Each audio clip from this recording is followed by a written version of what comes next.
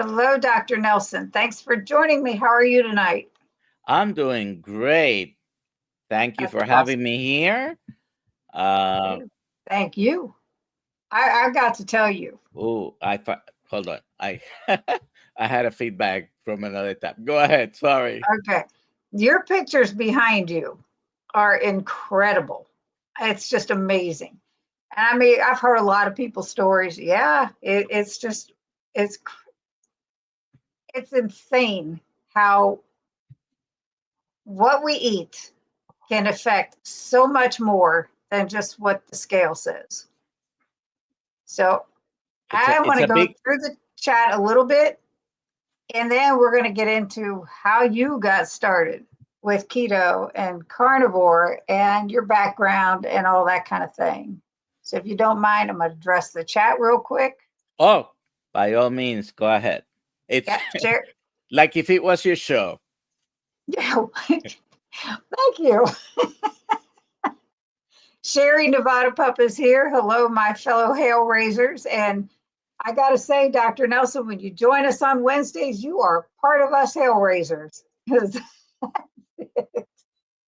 Long story there. Amy saying hi, Cindy, Dr. Nelson, and Sherry. And just saying hi. And Lynn is here. Good evening, Cindy, Dr. Nelson, Sherry, Amy, Hello, Shauna. hello. Hello, Shauna. I hope you are feeling better.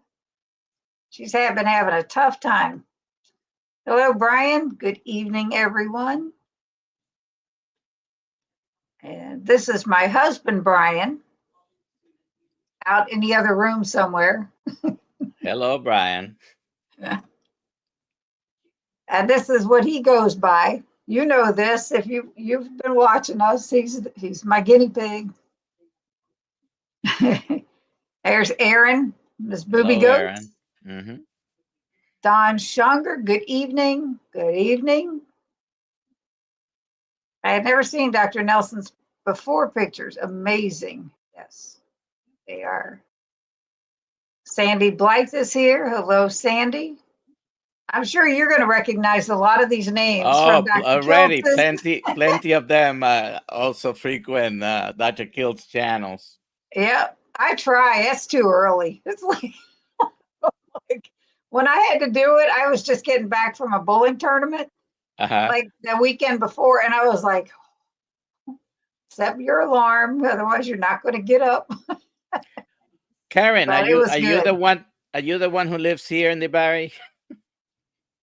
Uh, Karen lives in Florida. Yes, Karen, okay. Uh, I don't know. Cindy, and her neighbor. Yeah. What was you saying? Well, I'm in Florida, but there is someone that lives very close to where I live, and I don't know if Oh, it yeah. was her or. Yes, we're all in Florida, the free state Yeah. of Florida, like I call it. Carnivore Zen. So, hi, Dr. Vasquez and Cindy. Hello. Hello.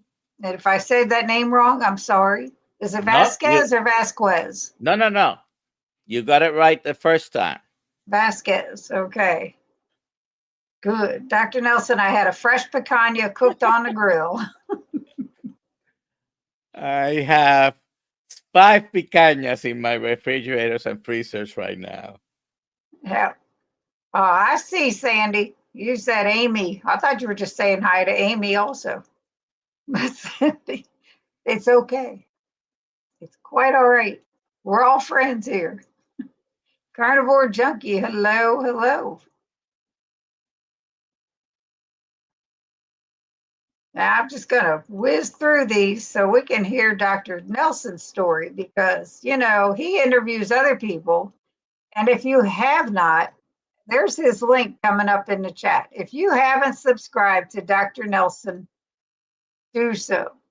He's got a growing channel, but he's usually under Dr. Kiltz's.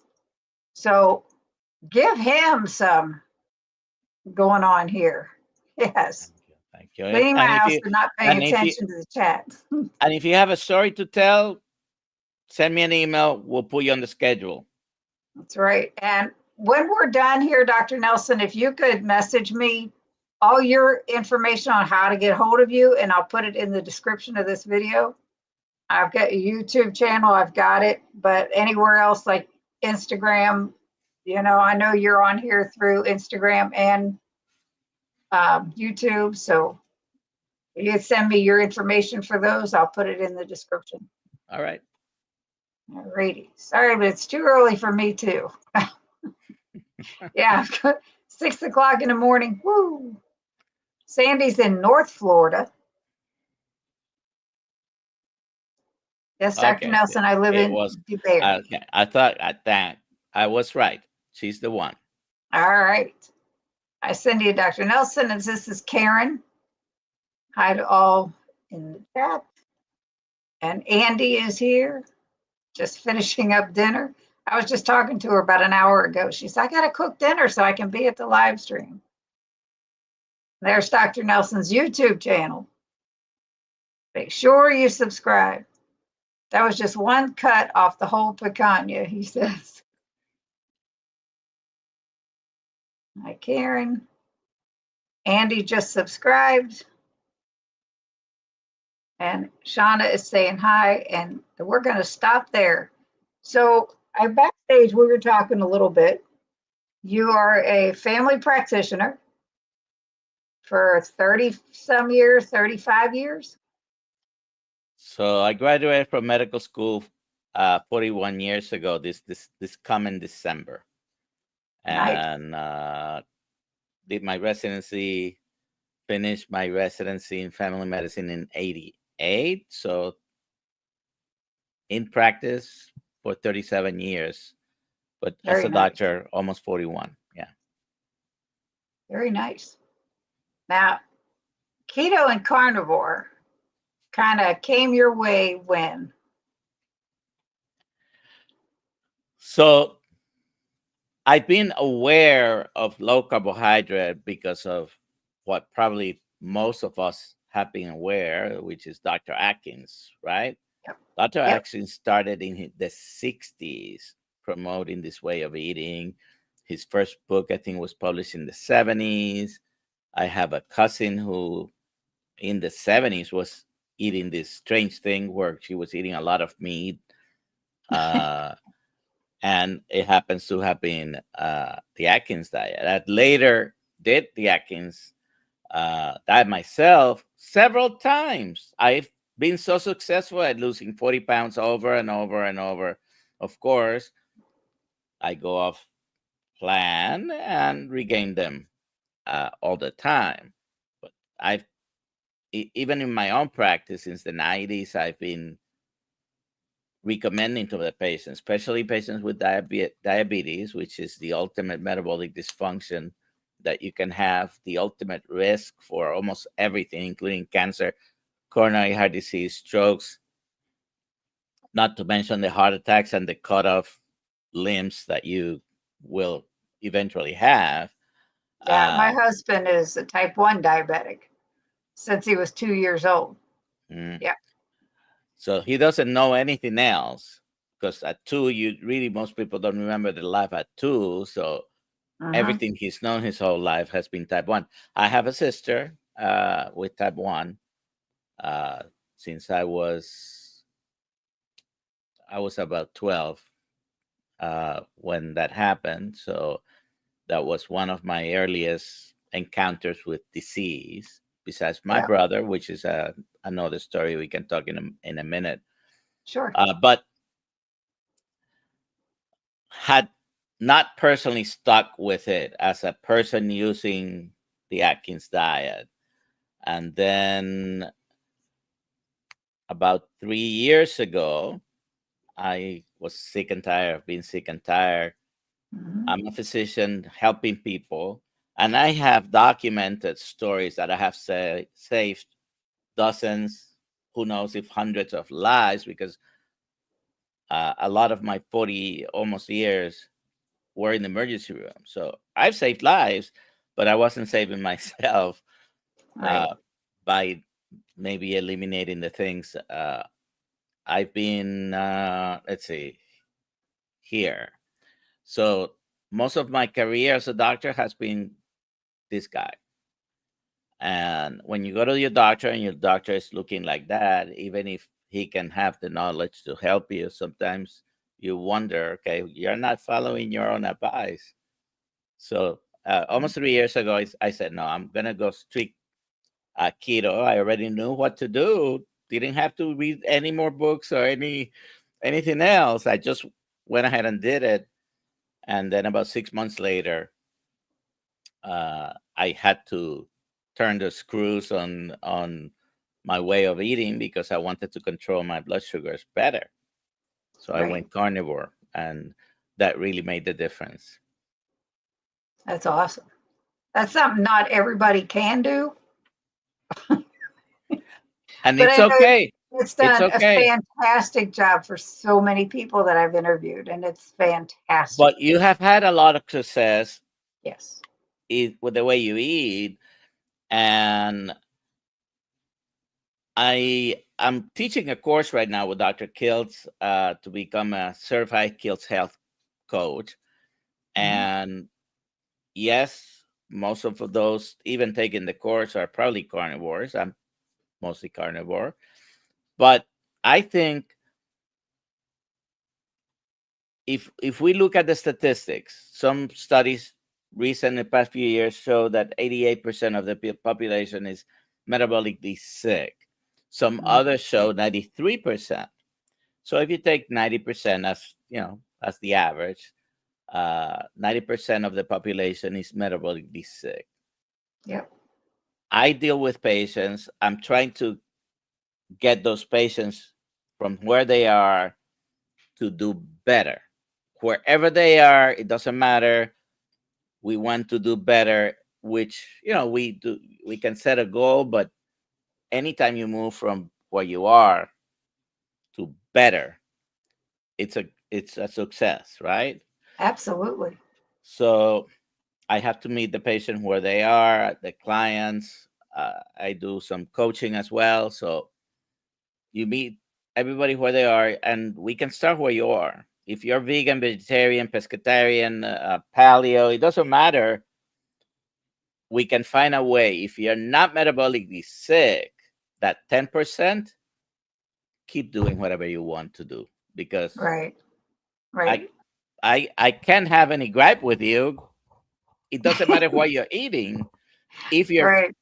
metabolically healthy, the proof is in the pudding. When a patient comes and tells me, "Oh, doc, I'm doing this," I might be even unfamiliar with whatever they say they're doing. But if they're feeling better and they're having measurable positive results, then keep doing what you're doing, Right. right? Right. That's like when I get my blood work back, my doctor looks at me. She said, "Yours is better than mine." I'm like, "What does that tell you? I'm doing So, something right."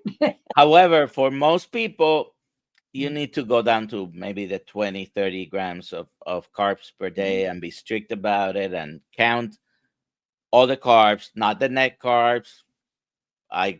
Some people like to count the net carbs. I think you need to stick with 20, 30. You may be able to even do it with 50 grams. But if you're metabolically sick and you're having more than 50, maybe in some cases even 100, but beyond that, you're not going to reverse, most No. likely, all the metabolic diseases. Right. Can it be done with a vegan vegetarian diet? You can probably do that. Sometimes you need a nutritional degree to be able to supplement everything that you need to supplement, because a vegetarian or vegan diet is deficient in so many more nutrients that you can accuse the carnivore diet, the other extreme, to be. And Yeah. there's It's not too many of those things that we can be deficient in. right. It's hard because there are so many facets of ways of eating. And you can't knock one person for what they're doing. Like you said, if they're metabolically healthy and they're great, isn't that everybody's end goal is to be healthy, Yes. Yes. regardless of how they're eating? And that's like it's so important to me because you hear so many horror stories about the dogmatism in this community. And it's like, leave it out, respect each other for who they are and what they do, and just hope the best for everyone. And that's all we can do. Yes. And it's like, one of that's the a big most common pet peeve. things, one of the most common things that probably uh, you probably get asked here as well very often Mhm. is coffee, coffee okay? Well, you can do whatever you want. If coffee is not helping you to achieve your goals, then it's not okay for you. If it's not bothering you, go at it. And I don't drink it anyway, so I'm good. I don't.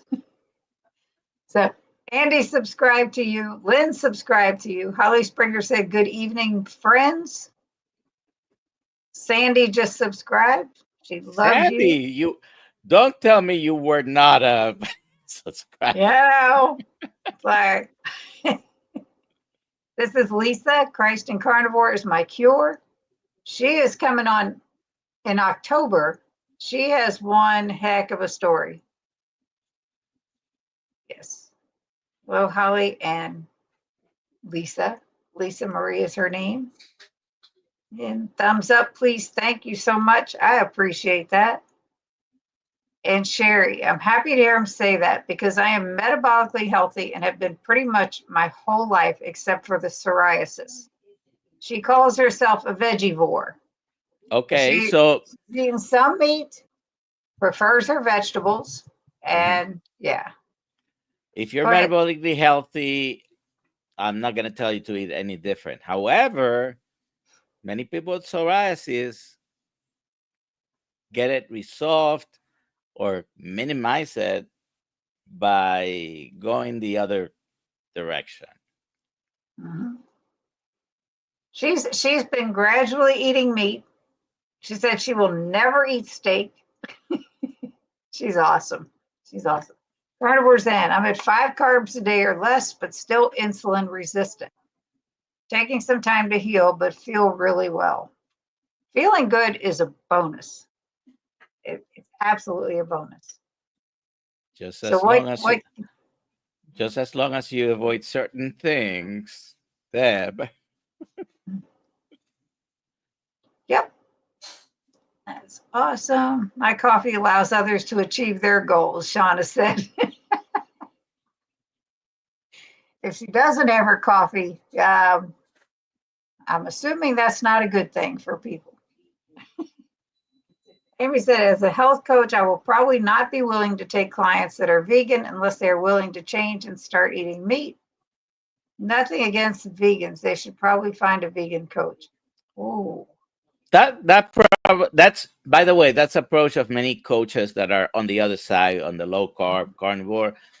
It's not that they love to help people, but with vegans, and by the way, I've been vegetarian. I don't think I can't consider myself ever being a vegan because I did eat eggs at least and had dairy, but uh as if you're healthy, if you're a vegan and you're healthy, go at it. If you're vegan and you're having problems with health, you need to look into all the supplementation that you must do because you don't have vitamin B12 mostly in plants. I mean, there's maybe some algae in the on the sea. Uh, Vitamin B12, omega-3 fatty acids are very difficult, and those are essential to our life. yeah. If you don't eat protein, you die. If you don't eat fat, you die.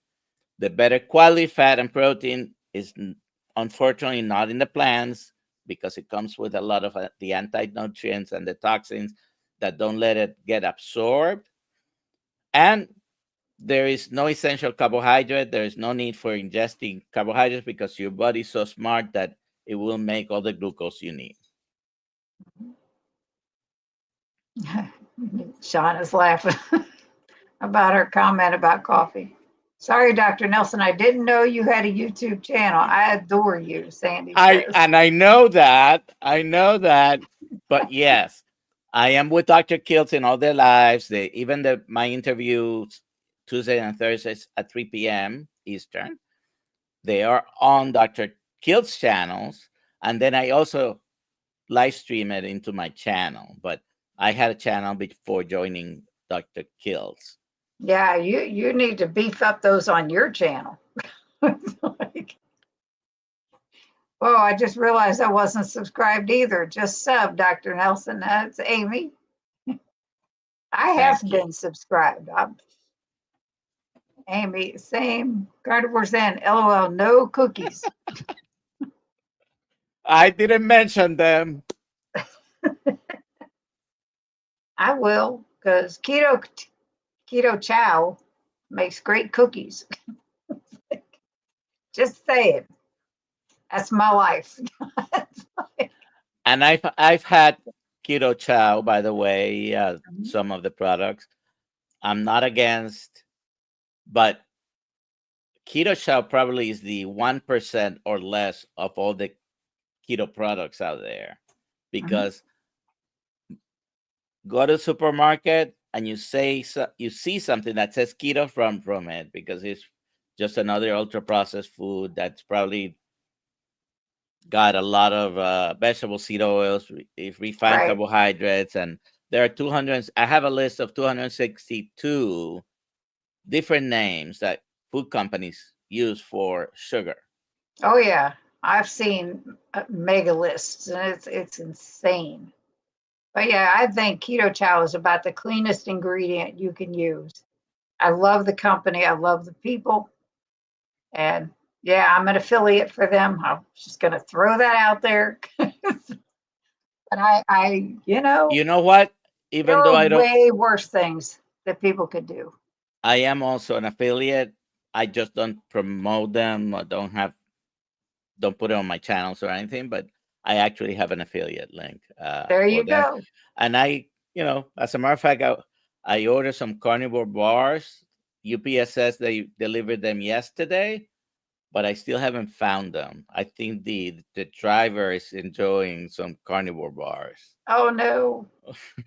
My husband tried one. I wasn't about to. And he said, nope. My husband is my guinea pig when I make a different recipe. He calls himself my guinea pig. Well, He's like, oh. it's basically pemmican, which the American Mhm. Indians, Native Americans, however you want to call it. Sorry for not Yeah, being politically correct, but it's all uh, good. uh, that's the way they preserve Mhm. meat, and it really has a shelf life. Even the way they made it, of years, who knows, 10, 20 years. They probably didn't eat it. They didn't keep it for that long because it was Mhm. their survival food. When they found a lot of meat, they couldn't eat it all at once. They preserved it this way and then ate it whenever they didn't find food. Right, right. I uh I couldn't even try it because I had heard about the texture of it. It's like keto bricks. I can't get past the texture in those. It's like, nah, nope, not happening. And that's probably because they're trying to keep it clean, as far as the ingredients. They do have a Mhm. different taste. I understand it's not the more hyper palatable. Mm-mm. I can't. Jerry is here. Please do consider this and try to enlist in Dr. Nelson's carnivore coaching class starting in October. He's my professor and does a fabulous job of instruction. Well, there you go, Dr. Nelson. Link is in the description. It will be once I get it. I'm having fried calf liver in bacon grease tonight. I made my husband some beef liver and onions. That's his favorite. If we go out to eat and they have liver and onions, that's what he orders. I, Something it's else an that I can't. it's an acquired taste. Yeah. I give you that. If you you don't have to eat organ meats in Hmm. general, not only liver. I do have a 5 pound beef heart in my freezer right now.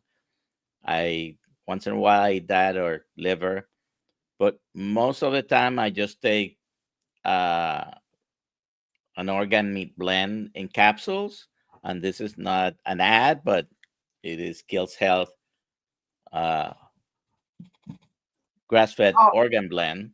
I could take capsules. That's it. That's easy. They just go right down with water. That's like Terry says, I have done a complete elimination diet many times, and nothing helps my psoriasis except hardcore drugs, which at this particular time in my life I will not take. Neem oil is helping much. That's glad it's helping. That's finding something like that. That's great.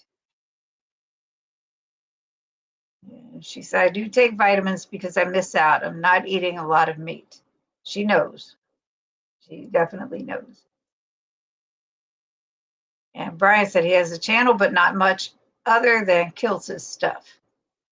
Well, we need to beef that up. He's got to do his own stuff along with Kiltz's. Carnivore Zen. Cindy, when you were keto, were you ever on Loving It on Keto with Wendy? I used to watch when I was keto, and your name sounds familiar. I'm carnivore 2 years, keto 7 years before that. I am still keto, and I was never on Loving It on Keto. I have met Wendy and Harry. They are fantastic people. I would love to go cook with her one day, and yeah, I still watch them, and they have mentioned my name quite a few times. But thank you so much. Yeah, I do my eating, and this is all about Dr. Nelson today, but my eating is mostly meat heavy keto. So what I do add in keto chow, whether it's in baked goods or ice cream or a shake or what have you. Once in a great stupid while, I go off plan and have something dumb and then go right back. I don't beat myself up. I just go right back to what I'm doing. If I But were typically, going my to, plate is meat. if I were going to rate keto chow uh, compared to others, because I actually buy, I don't drink it. I don't think I've ever had even one bottle, but I buy a protein shake at Sam's Club. I buy it for my wife because she, even though she does eat meat and eats red meat, she doesn't have enough during the day. And it has 30 grams of protein. And if we're gonna rate keto chow with, compared to others, keto chow is above and beyond probably. I Oh would yeah. say clean ingredients. I know the owners have made an effort to have the best product out there. Oh, absolutely. Between So that and their electrolytes, salty, it's like hands down. They won't put anything in it that they don't approve of, yeah, and that's it. It's the most. And he's so technical. Chris is such a technical guy about everything. He makes sure before it gets put on the market that it passes his inspections, his taste, his everything before he puts anything out there. I got to give them kudos because these big companies, they're not going to do that. It's just nuts. Hello, both Lisas, Jerry, Brian. I'm going to put this up here. So if anybody has any questions, I can pick them out.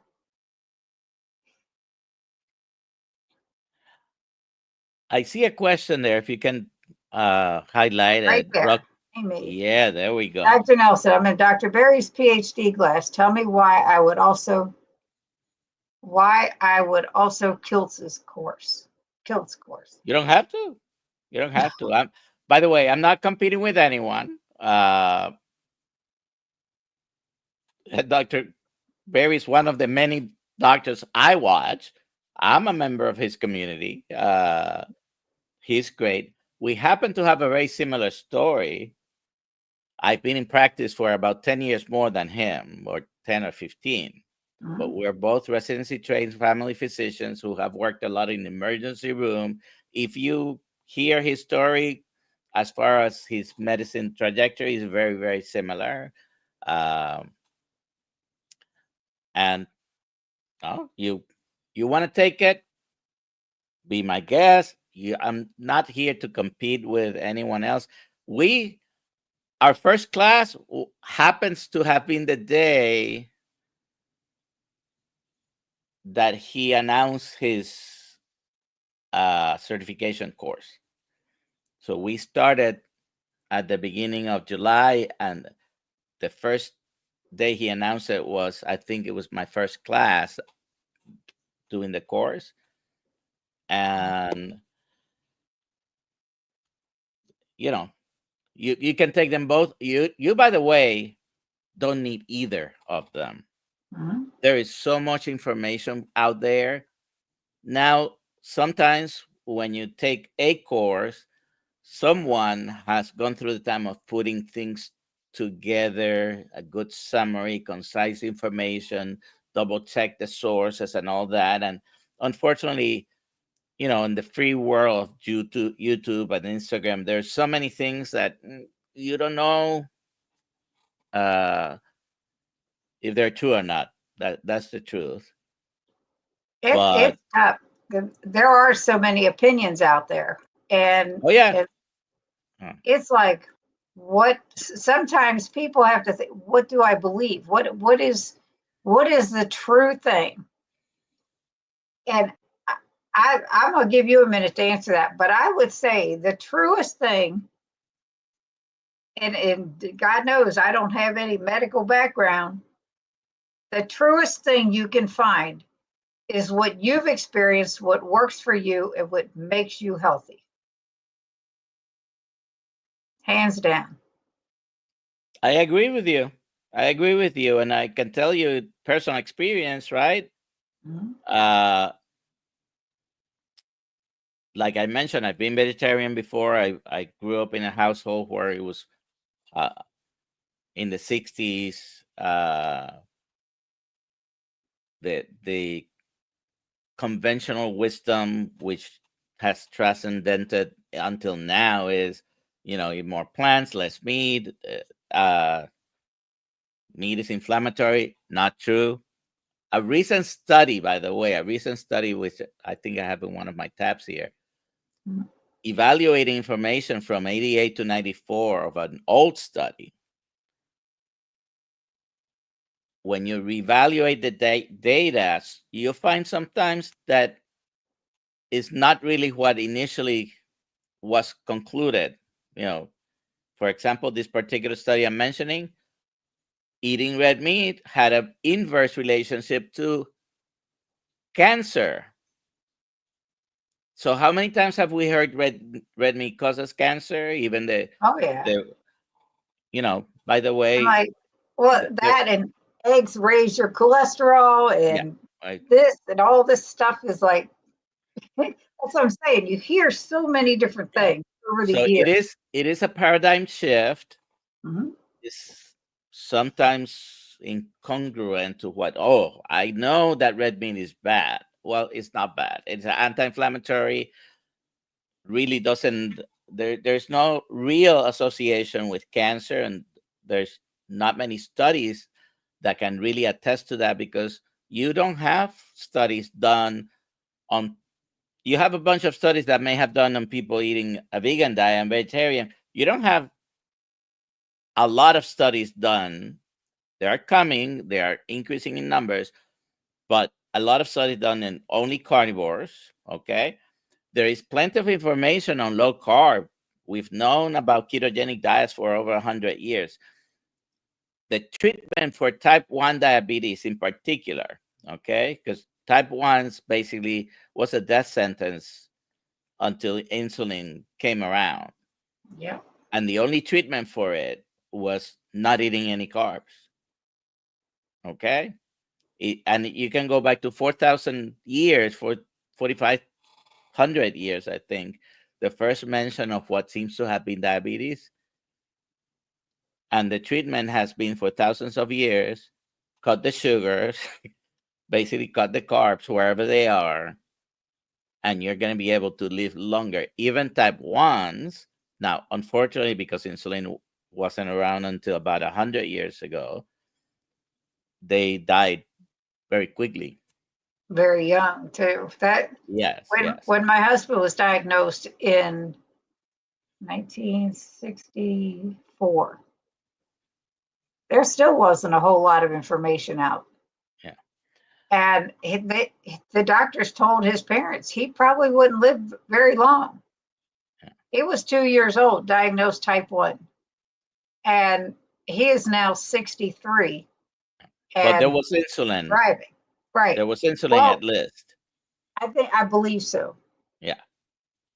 But he is his endocrinologist. I wish they would tell these doctors, these endocrinologists that are still saying that diabetics need carbs. It makes me crazy. We had his endocrinologist that he had in New Hampshire before we moved to Kentucky. He told Brian, he said, they need you need carbs. And Brian looked at him and said, no, I don't. I don't. He'll eat broccoli on occasion, and he takes care of that. His A1C has been pretty steady at 6.4. When we left New Hampshire, it was 7.9. And his doctor was fine with that. I read an article around that same time frame that said the American Diabetes Association says that diabetics should eat 200 grams of carbs a day. And I'm like, are they trying to kill them all or what? I mean, that is insane. That's craziness. But yeah, I read that and I showed it to Brian. It was like, holy cow. Yeah, They want basically half your calories almost in carbs, complex carbs, and all the names they can throw at it is still glucose over glucose, because that's what the starch is. It's crazy. And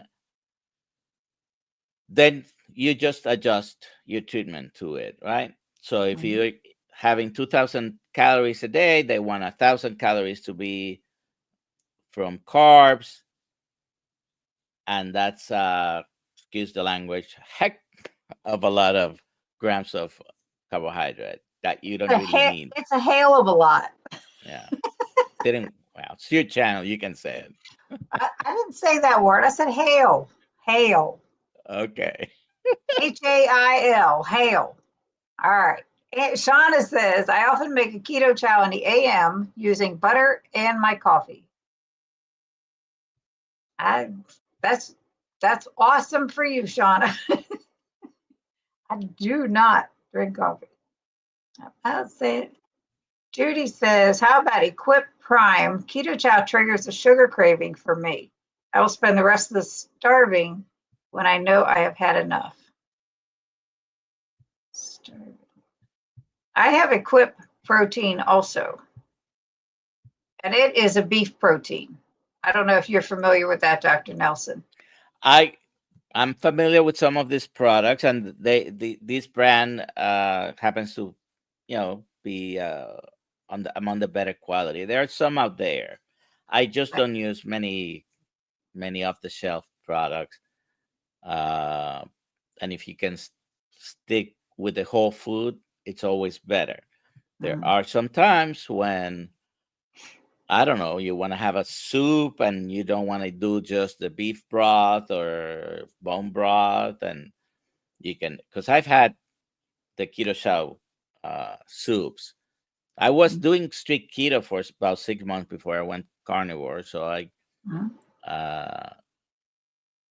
did do some of these products as well. I had some gelatin powder, I had some bone broth powder, but the whole food is definitely the best. Yeah. Wrong channel, Dr. Nelson. About equip, I did that. I saw that. Consider. Wrong channel. What were you talking about? What you talking about, Brian? That's the second time. Wrong channel. I grew up on liver, always loved it. Chicken livers too. Now I like Braunschweiger, which is also called chicken liver. But chicken livers, I don't know. That's why I sound familiar. Used to make her buttermilk bread. So good. I came up with an egg white bread recipe with the help of ChatGPT that is hands down the best I've tried yet. It's not choky. It's not at all dry. It's very good. Question, Dr. Nelson, what should I do to get my fasting insulin down? It's 7.3. Well, Brian, there's so many questions that come to my mind. And Brian is like, he likes to be one of the first ones making comments in the Kills channels every morning. So I know you're there every day. And 7.3, by the way, on fasting insulin is not that bad. Okay. Anything under 10, in my opinion, is good.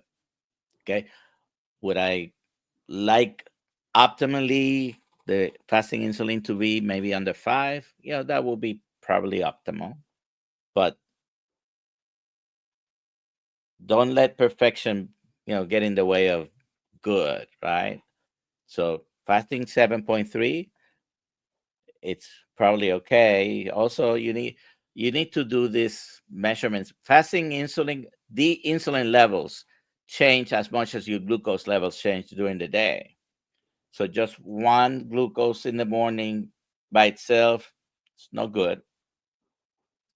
To give you information, I mean, it might give you information on what happened yesterday. And fasting insulin runs along with the amount of carbohydrates that you ate, because it's trying to lower your glucose and take care of that.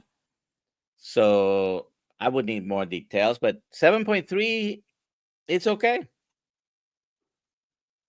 There you go, Brian. And I'm glad he asked that because I just had mine done and it was 7. So There you go. Donna's here. Hello, Cindy and Dr. Nelson. And Amy has another question. Is the KILTS course training people on all spectrum of the low carb, keto, ketovore, carnivore community, or is it only teaching carnivore? Are you also teaching the business side of being a coach? We're teaching you to be a coach, concentrating on the keto and carnivore diets to be used for patients. Also lifestyle, so yes, I think is the correct answer for your question. So it's not For only about being carnivore. So it's on all spectrums, yeah. Yeah, we only do 3 months, and that, one class is basically orientation. The other 12 is divided half and half on coaching, and 6 of them on the science. We're going to be putting more modules out. So far, we've done, diabetes, hyperinsulinemia, cholesterol issues, and basically the most common metabolic dysfunction. And of course, talking about cholesterol. I think our price is also very fair. I'm not going to even mention the price, but it's about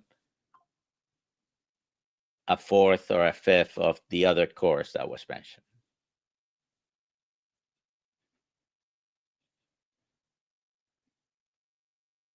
Amy says, I already know what to tell people. I want a certificate to show I know what I'm doing. And that, like I said, if I take this line with everything, I'll be a terrible salesman, right?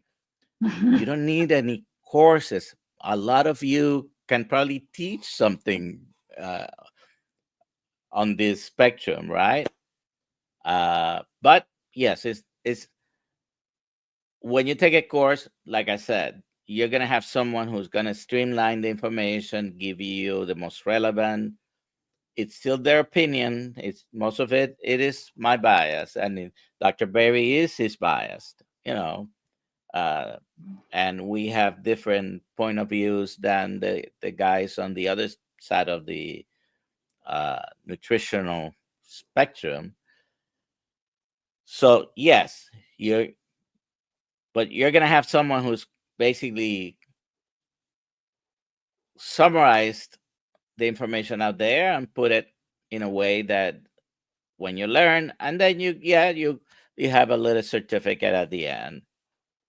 But you don't really need that in the sense that you can certainly talk to people. I encourage, and I know Dr. Kills also encourages people, if you have a story to tell, get a channel, start telling it. Okay. How long, Cindy, how long have you had this channel? About 2 years now. 2 years. And at the beginning, you probably had just a few subscribers, right? Yeah, I'm up to about 1,300 subscribers now. Yeah. And Just tell when your story. When I started it, it was just that, to tell my story and the things that I've been through pre-keto and since, in hopes to help somebody, like having the gastric bypass. I hope I can dissuade people from doing that if they go back and watch my story, because it was the worst thing I had ever done in my life after the repercussions that I've had from it. And it's like, if anything, if that stops one person from going through that, then this channel, my channel, has been well worth it. And that's, listen, I considered it.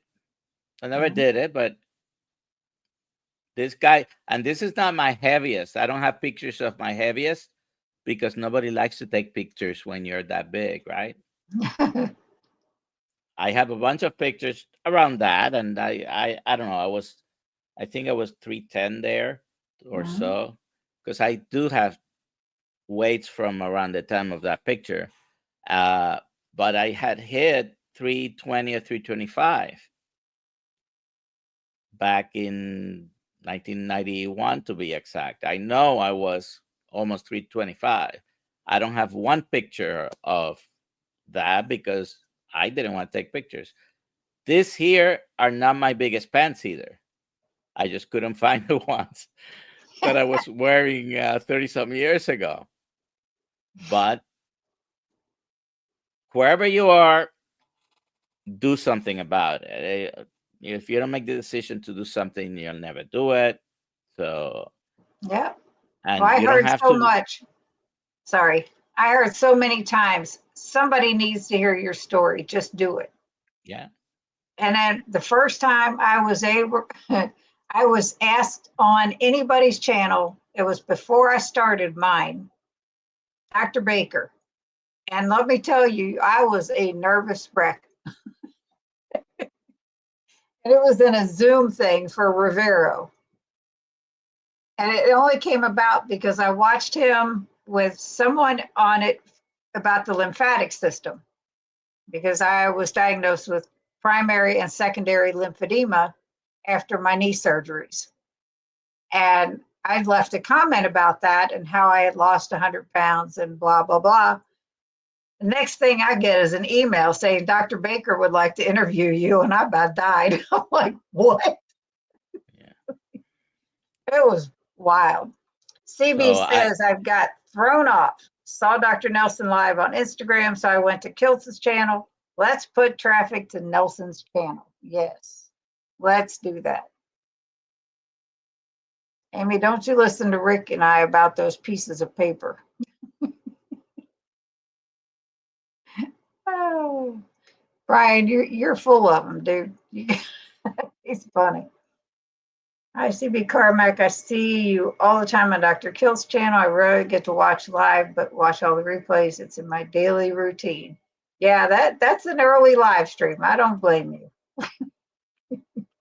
But we do have Mondays on the community, Mondays a Zoom call at 5:30 p.m. Eastern. We also have Tuesdays and Thursday at 3 p.m. So it's not only the 6 a.m. On Sunday, sometimes he's on at 10 a.m. whenever he can.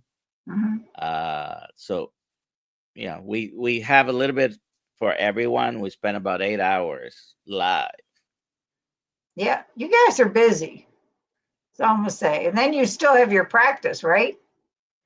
Well, I'm full time with Dr. Kills working, so I'm working on teaching now, basically on the course.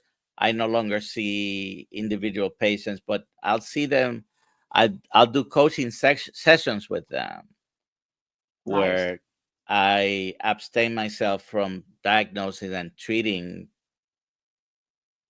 because those are the jobs of providers. I'm a medical doctor. I still license. I still have my malpractice insurance. I have to protect that. You're But not kidding.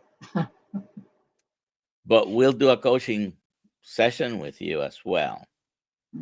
And the Very link is good. on my description. You're gonna send me all these links for you, and I'm gonna put them in the description of this. Okay. Dr. Nelson, you are a rock star, Donna says. Thank you. I agree. Always heard red meat causes heart attacks. Yep. We were fed so much false information over the years, and now uncovering everything. And I've been on keto since 2020, and the amount of information that has come out, that everything that we were told back in the day is false. It puts your head in a tailspin. It's like, what? So we have to be careful. I have to be careful. You don't have to be careful, Sandy, but you have to be careful when I say that something causes anything else, right? But if you want to talk about the association of cholesterol, bad cholesterol to heart attacks, guess what has almost 1,000 times more correlation with heart attacks than LDL cholesterol, bad cholesterol? Even if you thought the story about cholesterol is true, which is not. But even if you thought that the correlation is real, you have such a minimal influence or correlation of LDL cholesterol. Guess what has almost 1,000 times more? Is diabetes. And basically, there are 10, 11 things that are more important to control or reverse than LDL cholesterol. Right. It's living with a diabetic, and he cannot reverse his. He can maintain his. It is so eye-opening to see and hear all the different things that could go wrong with him. At his endo now here in Kentucky, he was on a statin for years. He's like, why am I taking this? His lipid panel is great. Everything is great. He Because quit taking it. so the reason is the pharmaceutical companies convince the powers that be that every diabetic has to be on cholesterol medicine. So Right. I just mentioned this relationship, right? Almost 1,000 more times heart attacks on people with diabetes. I'm talking about a hazard ratio of 1.38 to almost 11. So divide 11 by the 1.38, it's 800, 900, it's almost 1,000. So what needs to be controlled is the diabetes. The cholesterol is a very minor factor that some people believe is not even important. But certainly, even if you took as absolute truth that having an elevated LDL cholesterol increases your chances of having a heart attack, the hazard ratio is 1.38, which means 38% more than the general population might have a heart attack because you have a high LDL. But almost 1,000% more will have heart attacks when you have diabetes. So the companies made this weird connection of, okay, this cholesterol medication is going to reduce your heart attacks, even though what it's causing the heart attack is the inflammatory problems that come with high glucose levels that is damaging the inside of your arteries, and that's the basis of the complications of all the complications of diabetes is damage to the inside of the blood vessels, whether it's the kidney, your extremities, your eyes. It's all damaged. The arteries in your heart, it's all damaged from high glucose levels. In the case of type 2 diabetics, most of them with high insulin levels. But even type 1 diabetics, just the fact that glucoses are very often higher than normal, that has a correlation, a higher correlation to heart attacks, causation, you know. So It's tough. There's so much that can go wrong. It's like, and he's so disciplined. Since he joined keto with me 2 weeks after I started, he's very disciplined. And he wasn't before. When I first met him 21 years ago, Dr. Nelson, his A1C was 17. He was so out of control. It was crazy. I'm sure he Absolutely. knows about Dr. Bernstein's book, right? I have it. Are you kidding? I bought it. And then I started reading it because he wouldn't read it. So Dr. Bernstein was type 1 diabetic himself, right? Yep. He lived over 90. He was 90 or 91 or 92 when he died just a few He months just ago. passed away last year or so. Yeah. No, I think even earlier this year. Yeah. Anyways, and basically what he taught was a below 30 grams a day diet, basically, a keto diet. It was incredible. And on average, type 1 diabetics have a life expectancy of almost 10 years less than the general population. So, of course, we cannot take one study or one anecdote and just a single case study as proof of anything. But the man lived to be over 90. And he was still practicing. Yes. He was still holding Zoom calls and everything. It was amazing. So Brian said, I'm reading Gary Tobbs, and it claims 1770s for meat-based diets for type 1 diabetics. And because it was the only came about in the 1920s. Yeah, it was the only diet that you could have even 4,000 years ago when the first case of diabetes appears to be described. Basically, because the ones that were diagnosed with diabetes or overt diabetes usually were type 1. We didn't know at the time which one was a type 1 or type 2. But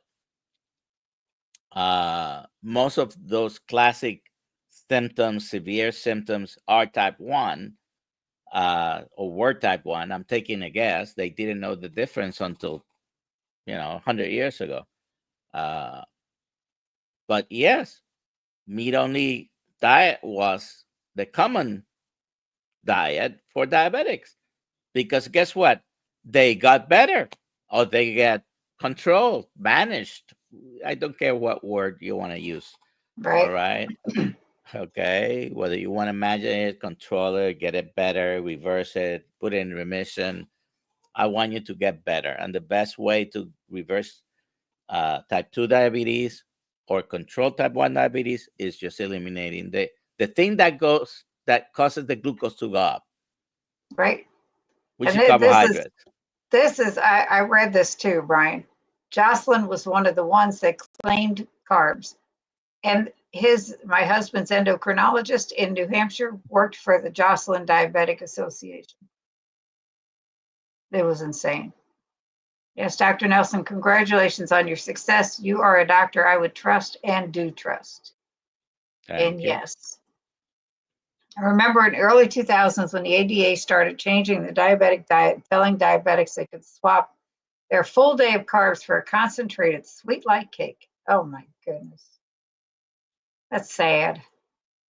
And a PhD course should be great, but Dr. Kiltz is a master of the mind and doesn't get the credit he deserves, but Kiltz's course has Dr. Nelson and even Dr. Tony Hampton has taught in it live as well.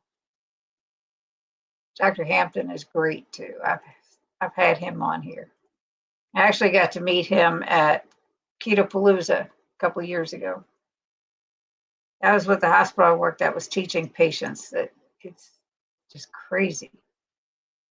My motto since 2005 was no bread, potato, pasta, rice, or sugar. Lost 100 pounds and kept it off for 8 years. Gained back 50. That is all gone again, but would still like to lose another 20. And this is the one that doesn't like to eat meat. He has done this successfully. Yeah. That is the first thing I have recommended for probably over 30 years to diabetic patients.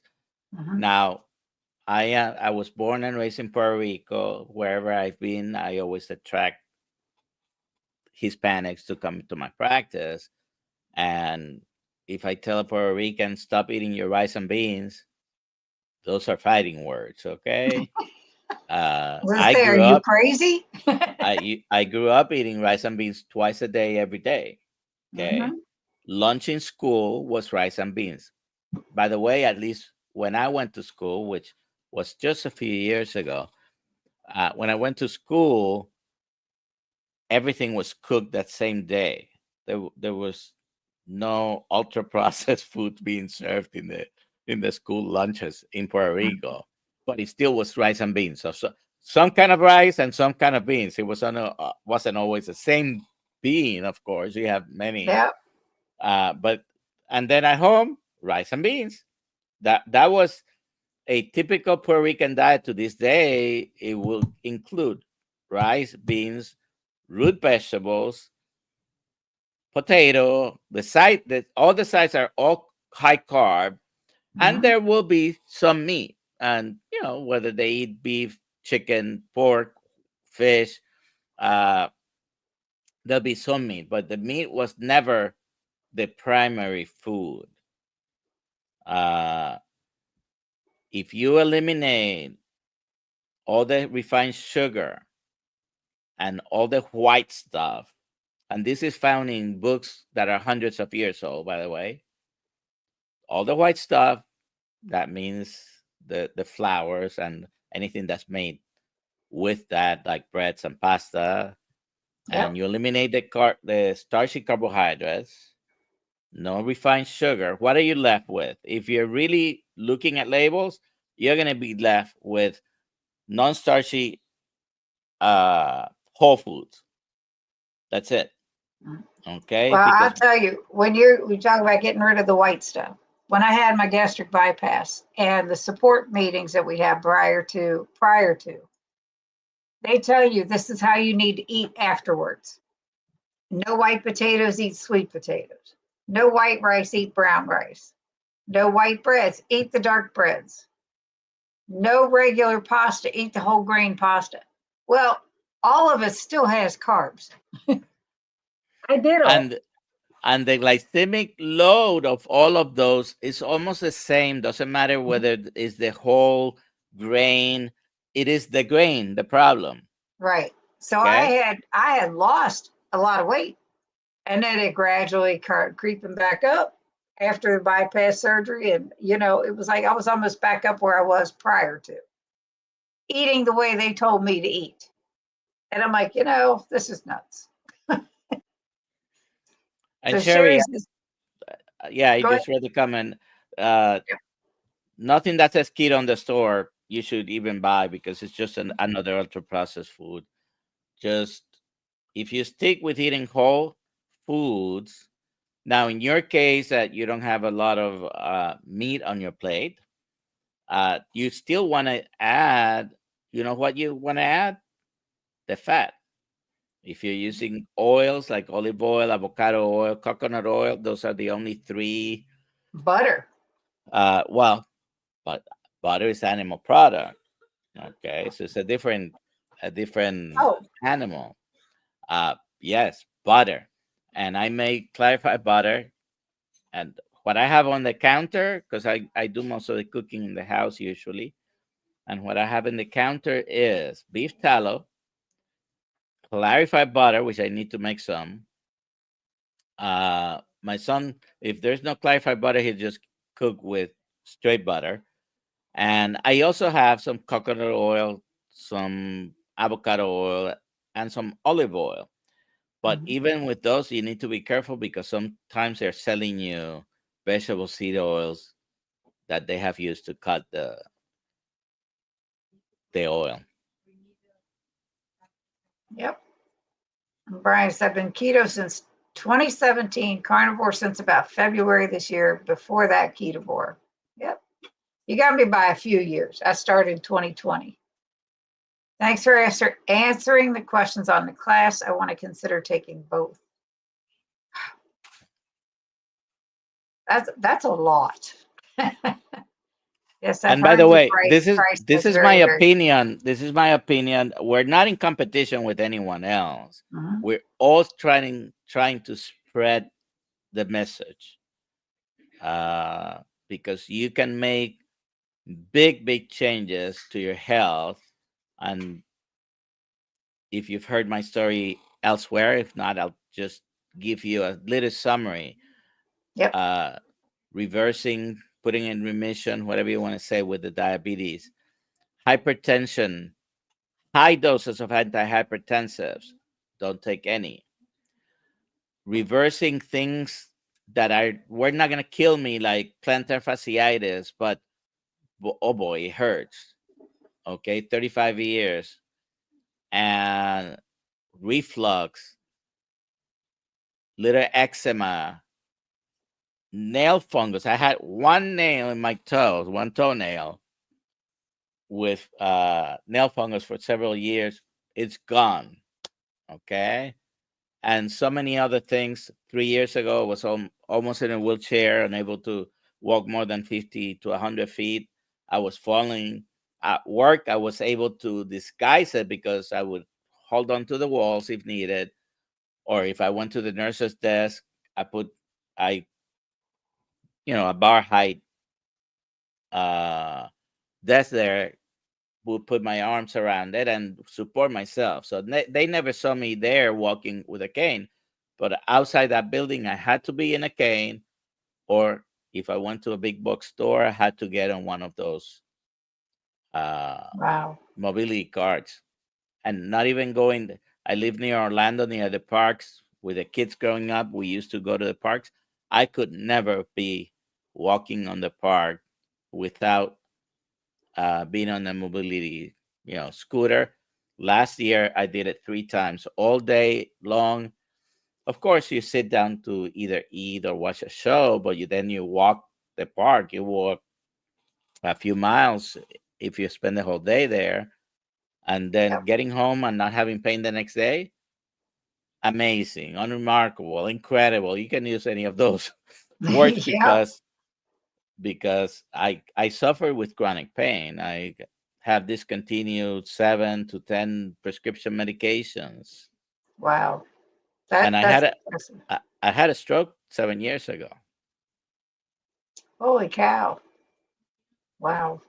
Yeah. As a matter of fact, this picture was less than a year after my stroke.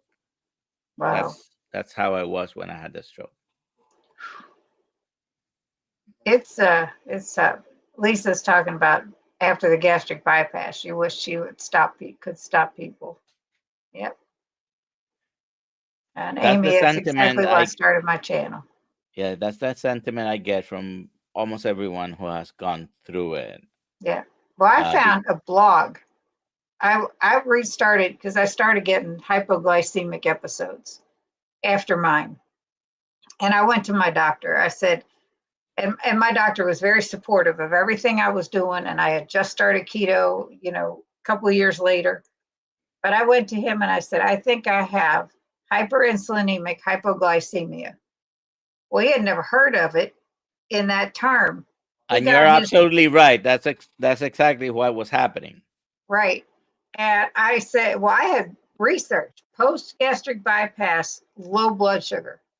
And I found this blog of people that had gastric bypass, that had suffered brain damage, had to have their pancreas removed, had these hypoglycemic episodes that were so bad, it caused all the other issues. And it was like, oh my goodness. So he found it, the same blog that I found right there while I was sitting in his office. And he says, I think you're right. And he said, had so many people come to him with those symptoms. He said, you helped me out so much by doing your own research. And I'm like, everybody in the chat, you are your own best advocate. If you don't stand up for yourself with your doctors, with everybody, no one else is going to do it for you. Because I'm like, my doctor, the one in New Hampshire and the one I have now, she's an APRN. I just love her. If I ask for a certain blood test, she's no problem. She orders it. My previous doctor, when we first moved here, I asked him for a fasting insulin, a C-peptide, and I forget what it was. But I had Dr. Barry's Common Sense Labs book in my hand when I went. He said, I don't know why you're asking for these. He said, but you don't need them. He said, you don't need a fasting insulin if your glucose is fine and your A1C is fine. And he said, you don't need, I asked for a ferritin check. He said, if your iron level's good, you don't need that. And he said, why are you asking for this? And I held up the book. He says, I don't know who this joker is that wrote this book, but he doesn't know the first thing he's talking about. And I'm like, that's it. I found me a different doctor because that was enough. Well, I can tell you, he does know what he's talking about. Oh yeah, because I've listened to him. By the way, I may not agree 100% with all the doctors out there, and I know many of them may not agree with everything I may say, but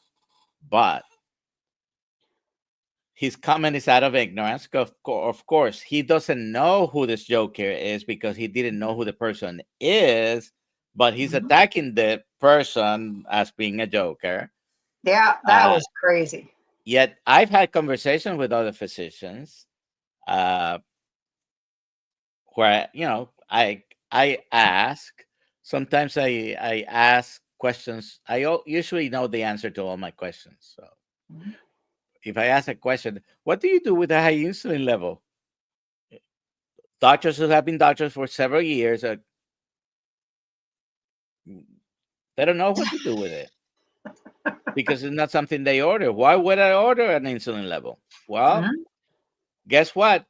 You were talking about your follow-ups after the bypass and what was happening to you. And well, most people with, not all, but most people with severe obesity have high insulin levels.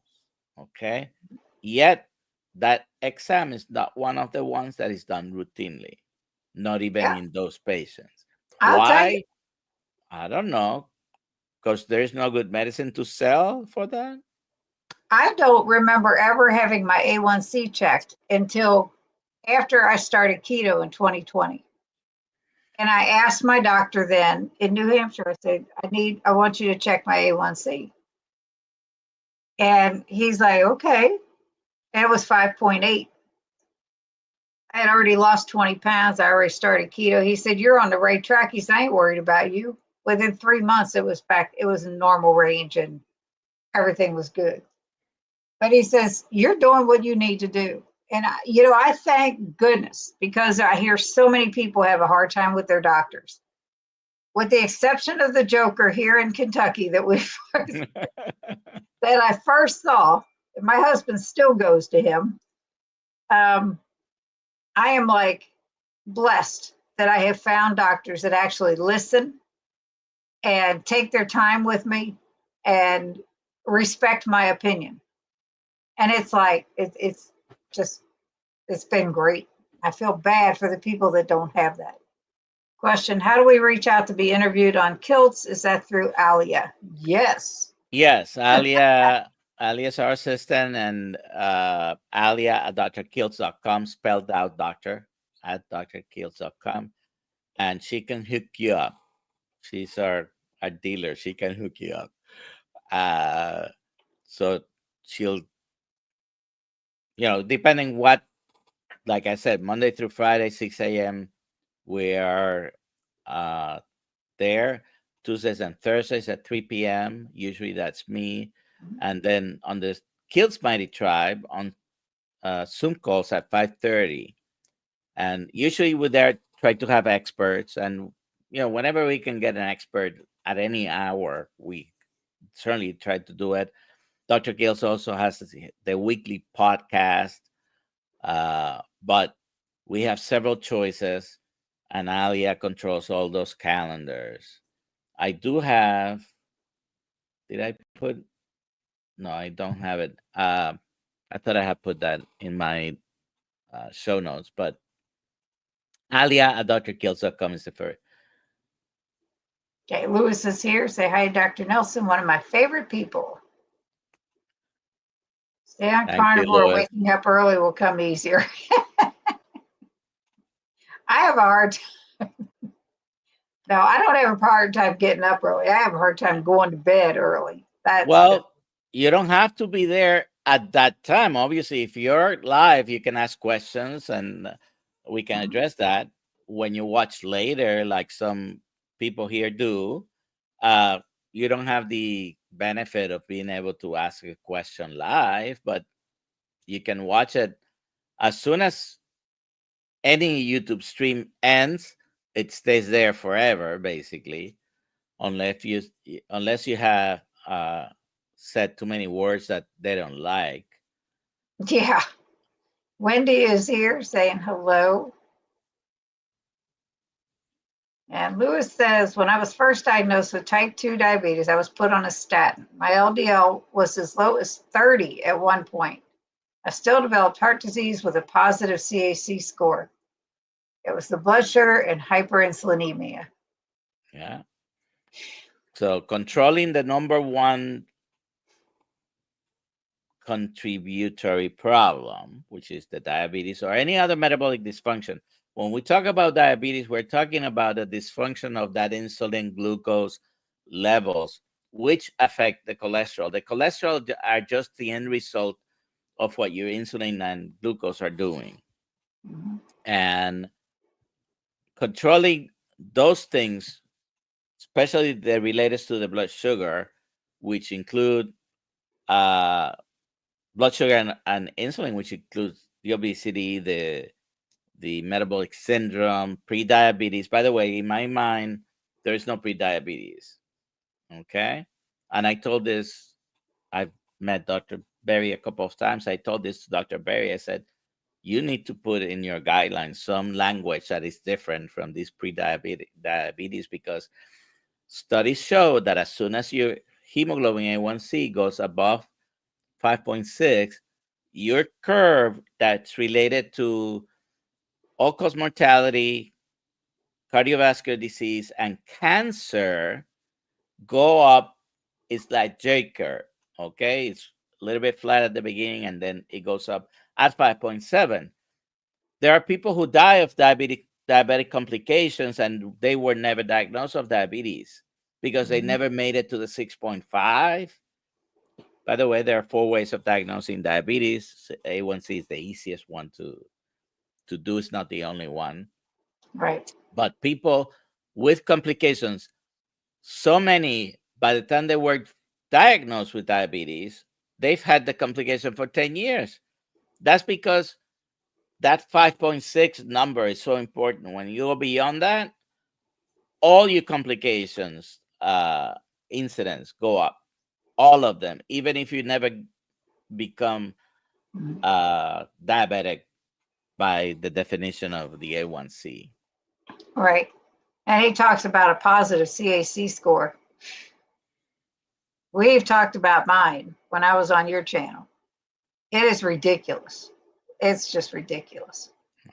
Karen has a question. How do you lower high cortisol and reduce oxidative LDL? Very good question. So cortisol is really responding to multiple factors in your body. A lot of people talk about cortisol, and they're not talking about there are certain conditions where you secrete more cortisol than usual, and there, you end up developing Cushing's disease and things like that. But your cortisol is just responding to multiple other factors. So if you take care of your diet, usually, including, so it's not only a low carb diet that will help, but it's a high fat diet. It's a low carb, high fat. I think that is the best situation, whether you're eating plants or not with it. If you keep the numbers low, you'll be able to reduce all of that, because you're going to reduce basically your insulin resistance, your response to these hormonal changes in your body. And that will decrease, among other things. Now, how important is sleep? Extremely important. People who don't sleep well will develop diabetes almost regardless of diet, because it affects your blood pressure, your blood sugars. You need to sleep well. You need to learn to manage stress. We all have stress. We all have the same problems in life. I'm a regular guy. Cindy's a regular gal. We might be getting old, but we are regular people. We all have stresses. We all have risks in our lives, right? So no longer we're not being chased by a saber-toothed tiger, but we have modern life stresses, right? So we need to deal with those. And someone had mentioned Dr. Kills is the mindset master, and I truly believe that.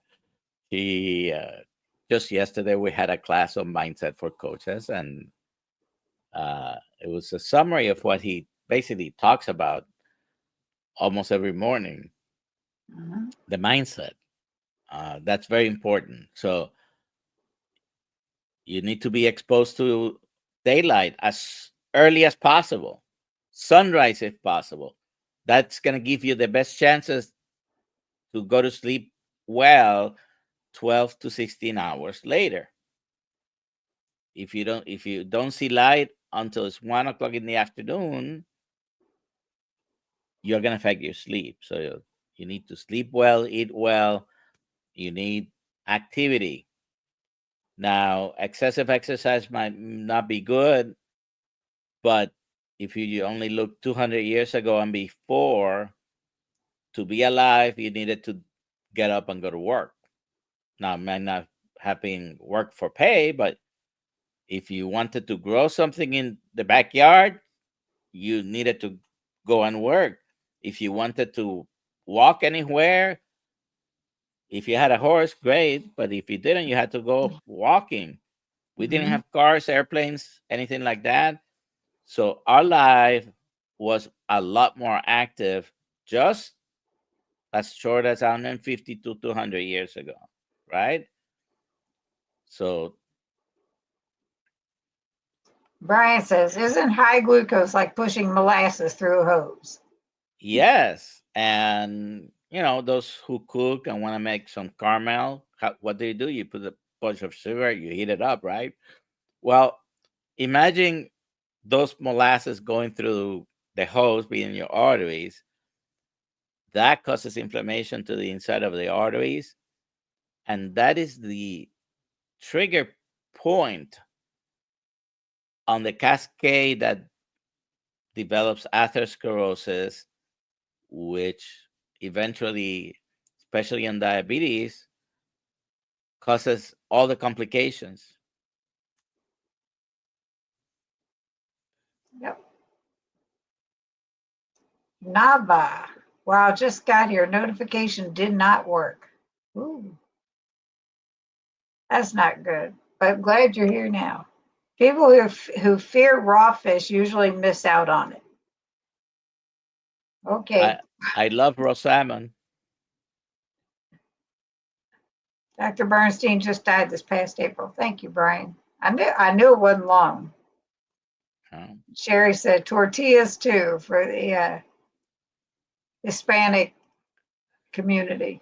So if you're on, you know, basically by sections, if you're in the from the Caribbean, rice is almost for everyone because whether you're Asian, South Asian, Hispanic, rice is so common all over the world, right? But yes, for Central Mexico, Central America, even some in South America, the tortillas is the same thing. I've known some Mexicans, I asked them, how many tortillas do you have a day? Oh, 12, 15. Each tortilla on average probably has 40 to 50 grams of carbs. So just, multiply. And when someone has diabetes and they are eating that many tortillas, if you're completely healthy, like I said, okay, keep doing what you're doing. But if you want to reverse, in particular, diabetes and all the metabolic diseases, you need to cut it out. Yep. Amy says, my dad is white. Telling him not to eat his black beans and rice is fighting words. He will not try this lifestyle because of this. Yep. And that has been my problem when advising that. And I know it. I understand it. But you got to do what you got to do if you want to improve. Yeah. Thomas is here saying hello. Hello, Thomas.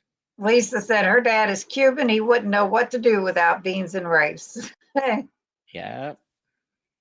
And this, I am sorry if I passed anybody's comments by. Brian said to CB, I didn't see your comment until Cindy just passed by it. I do eat fish and wild game, but not roadkill like you Southerners. Wow. Brown white rice over white rice doesn't make sense. White rice is supposed to be easier on your digestion. Someone with gastric bypass. Yeah, that's what they tell them. The easiest thing nowadays for the past, I don't know, 8-10 years, we've had continuous glucose monitors, right? So I don't have to fight with people anymore. You want to eat the whole wheat bread because it's better than the regular, just check your blood sugars. Put one of those on. Check your blood sugar 3 or 4 times, once an hour, every hour after you eat those things, and see if it really makes a difference. It doesn't make any significant difference. Could there be a difference? Yeah. If your blood sugar gets to 200 with white bread and gets to 180 with, whole wheat 3-ingredient bread, do you think it was worth it? Yeah. Sherry said, I'm an avid label reader. I used to only look for carbs. Now I look for everything. Oh, I honestly don't eat processed foods much anymore. I'm 69 and healthy, so doing something right. Right. Yeah. And my sister, this is my sister Deb, she said, Sherry, same here. I'm more concerned with chemicals I don't need. Yep. Cindy O. Hi, Cindy and Dr. Nelson. It was nice meeting Dr. Nelson at Champions for Health in Kissimmee. I need Kissimmee. See, I knew it was something. We technically was in Orlando, but I drive there. It's so close to Kissimmee. So like everybody knows Disney's in Orlando, right? Well, they're not. They're really in Lake Buena Vista, which is sort of in between Orlando and Kissimmee. Mm-hmm. Jerry says she's not at all biased here, by the way. In my humble opinion, I'm very glad to have taken Dr. Nelson Kills this course, 100%. The check is in the mail, Jerry. Yeah. Brian Dish, I felt like you did eat a lot of wild game. I would hope so with the YouTube name like yours. Yep. So it has been helping me out with my diabetes. That's awesome, Thomas. Dr. Nelson has the best skin. Going back to work again. All right, back to work, Jerry. They're asking about how to highlight somebody's name. Don't you love our class? Yes. So Thomas is in it too, I take it. I'm so Yes. thankful for our carnivore doctors, especially when they help us navigate how to talk to our doctors. Thank you, Dr. Nelson. And I know we demonize a little bit the doctors in general, and remember that we're taught something and we're passing it on to patients the way we were taught. But I think most doctors do go into medicine with the intention of helping people. And Right. if you discover something, now don't go into the doctor's office fighting with the doctor, because you're going to get nowhere, right? But if you have something that you feel strongly about, like I want to order some tests and your doctor is telling you no, ask and explain why you want the test. Very often, the patient will find that you're going to be able to convince your doctor. Now, your doctor, for example, the issue of fasting insulin, most doctors, they just don't know what to do with it, because most doctors, unfortunately, are okay. You're here for this problem. This is the medicine that you need. I'm refilling you or giving you the medicine. I only have 10 minutes to get to the other patient. All right. So that's one of the reasons I am happy not to be doing that part of medicine anymore. Yeah, that's a sad fact too, because a lot of them do rush you right out because I know their schedules are jam packed. But I And think most doctors, if you talk to them, explain why I want this, mhm, okay, without fighting with them, because you might not get anywhere if you start arguing with your doctor, right? right. Well, when I started to tell you about my husband's endocrinologist and the statins, he quit taking them. He would get up in the morning and he was also on a blood pressure medication for whatever reason. He'd get up in the morning real dizzy. We took his blood pressure, it was really low. So I said, ah. So he quit taking it. We go to his doctor. She said, you should be on these things for preventive care because you are a diabetic. And da da da da da da da. And this is all I heard is blah, blah, blah, blah, blah. And I'm like, there was no word of his lipid panel, no word of anything except he's diabetic, and the American Diabetes Association recommends that diabetics be on all this preventive care stuff. And he's You like, mean well, I don't want to take it. the same association that has recipes for apple pies, eat all you Right, want, right, and then right. just add So, medication as yep, as your dessert? yep. Well, my husband would sit there and he wouldn't say much. And I said, how about this? And I'm sitting in the corner of the room and I said, how about he not take that statin and you give him time and do his lipid panel? And if you can guarantee to me that him taking a statin is going to prolong his life, guaranteed, he'll take it. Yeah. And she looked at me and she's like, like to say, I don't know, I can't guarantee anything. That was just the look she had on her face. It has never been discussed since. He has not taken it. He feels great. It's like, it was so ridiculous. And I'm like, and then the So blood they pressure medicine, she wanted him to go back to taking a low dose. He said, I was getting out of bed about falling over dizzy. I'm not that taking it. that means it's too low, and Right. your blood pressure being too low is not good. It's not a good thing. No, it Now, was crazy. the the thing with the statins and the cholesterol is, yeah, statins do decrease cholesterol, but is decreasing cholesterol bringing you any extreme longevity benefits or decreasing incidence of strokes and heart attacks? Very little. Okay, so uh, just because something lowers cholesterol doesn't mean it's good for you. And Mhm. I have as proof many studies, most of them that were not published. All right, like the Minnesota coronary experiment, that was the head researcher was Ansel Keys. he took his name out of the study because it didn't give him the results he wanted. Now, Right. that study showed that corn oil lowered cholesterol, and the people on corn oil had more strokes. So, wait a second. Yeah, it's Some other crazy. studies have shown higher mortality. Now, it lowers cholesterol, but that doesn't translate onto you having a heart attack or not, or a cholesterol, a stroke or not.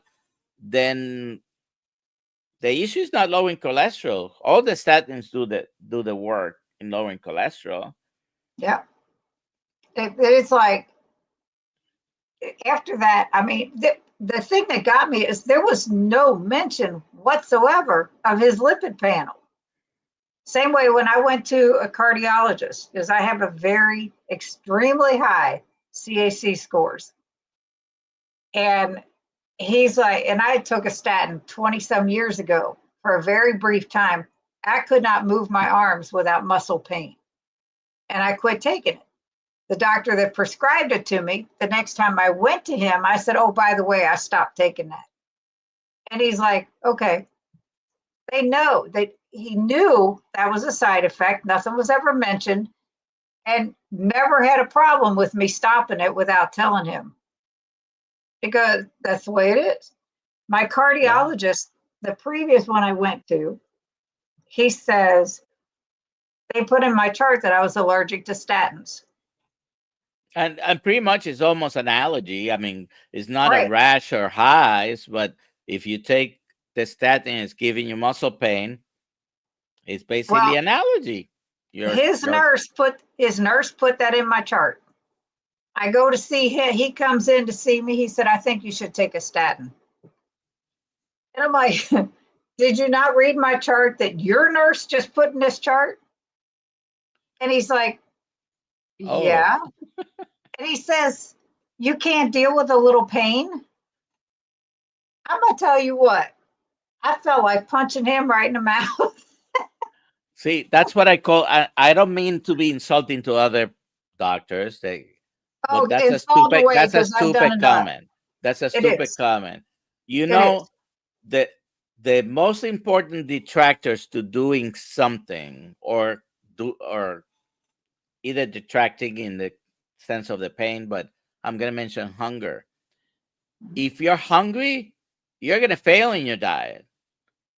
It's a basic instinct. You're hungry, you want to eat, you're going to fail. That's why diets where restriction is the main thing, because you want to decrease the amount of calories, they never work. And anything that's going to give you pain is a behavioral modification thing. Okay. It was just a crazy, crazy thing to say. Yeah. That was nuts. Yeah. I was like, I don't go to him anymore. I'll just say that. I have changed doctors more than I ever have since I've been to Kentucky. For years, I've been telling my patients, if you don't like your doctor, because they complain to me about this specialist, and there might be an occasional patient didn't like me. Hey, if anyone complained to me, not in a very bad way, I would say, you're free to change your doctor. Nobody's forcing you, whether it's me or someone else. Yeah. By all means, be comfortable with your provider, your doctor, your nurse practitioner, your physician assistant, whoever it is, because if you're not happy with the interaction, you're not going to listen to what they tell you anyways. Nope. And it's just not going to be conducive for any improvement. Yeah. So change your doctor if you don't like the doctor. Now, some people may not be as easy because of the insurance constraints, or they live in a small town where there's no other choices, things like that. But by all means, change your provider. Yeah. Thomas says, sad. I was listening to my roommate today, and he was saying that he has no choice but to do what his doctor says and has to take the meds she prescribed. What is really sad is he just watched Mimi Rogers' story, which he has Parkinson's as well, and still thinks meds are the only way he can be helped. I I have I I have this even within my family, people who have, obviously have seen the change, but they want to do it their way, and they try to do it with medication. And hey, whichever way you can feel better, then try it. But if I've been able to go off a bunch of medicines, I have resolved chronic pain, among other things. When I eat only meat, I don't get hungry. I just had a 22-day fast at the end of July. Uh, Diabetes, reversing hypertension. I don't know if I am able to extend anyone's life or mine. So this life expectancy and longevity studies, it's all good and dandy, but nobody can prove to me that you live one more day just because you change something. I have no idea. I can tell you that if the last 10 years of my life I spend them in a bed, it's going to be very different than spending them with a better quality of life. So right. I have a better That's what I quality. was gonna.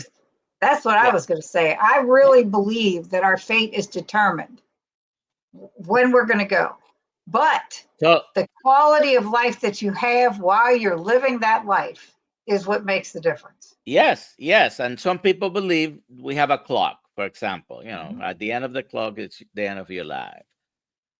But if you're at least you're able to improve your quality of life and make it better.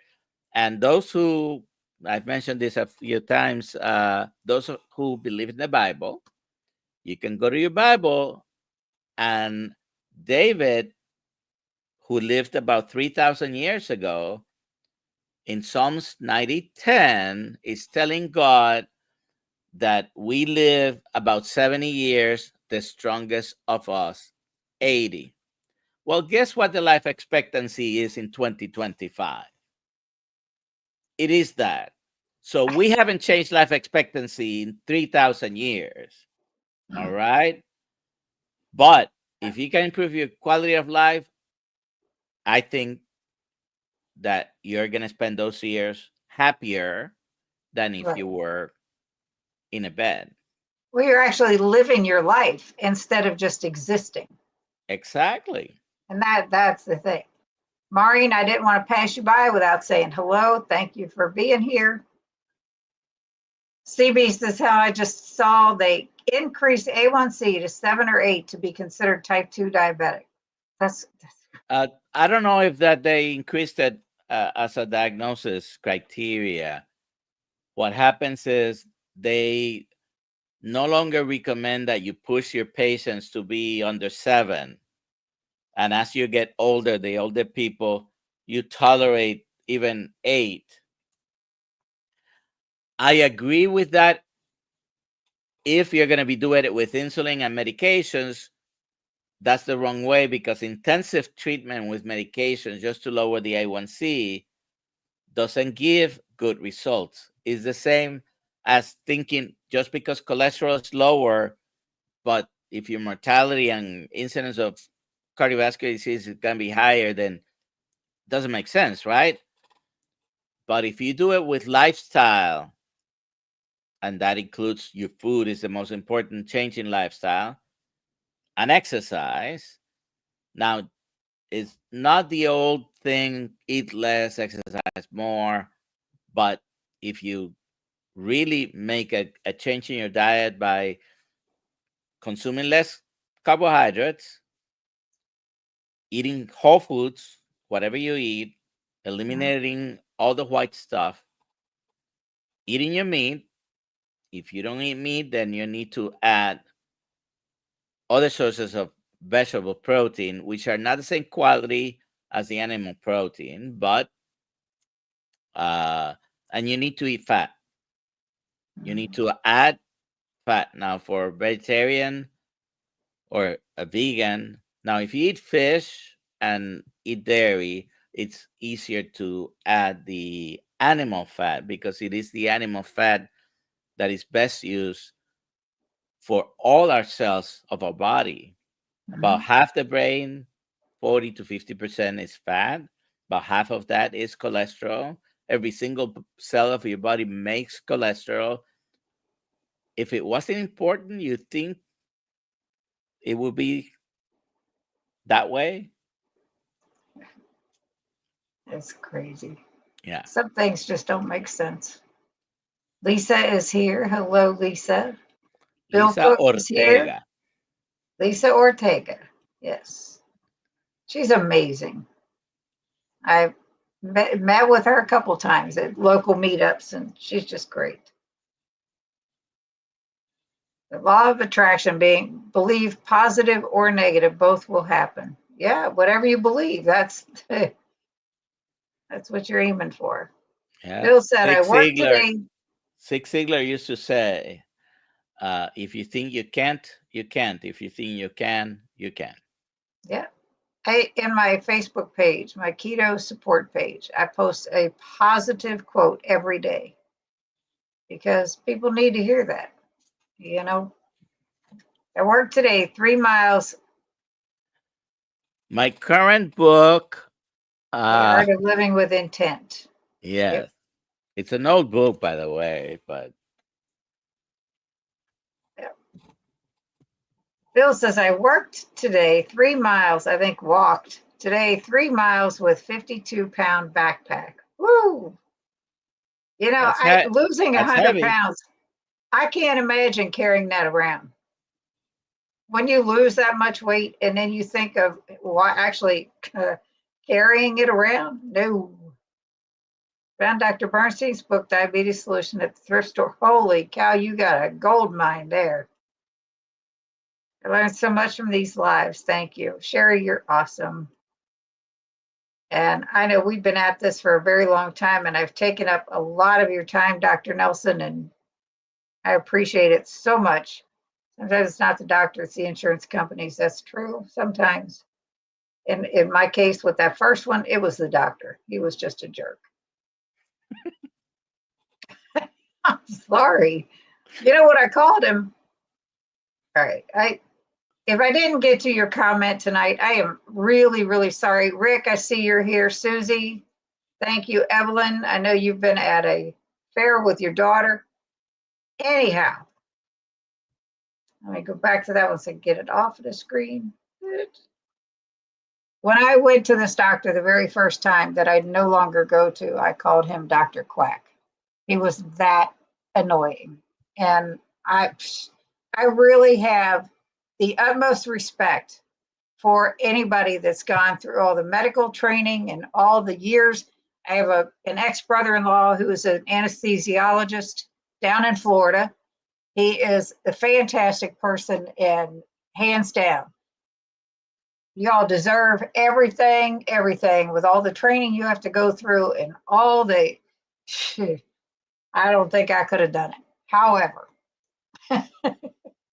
when you get people that just take advantage of that and are just not the nicest, to put it in the nicest way possible, you kind of have to stick up for yourself because it's crazy.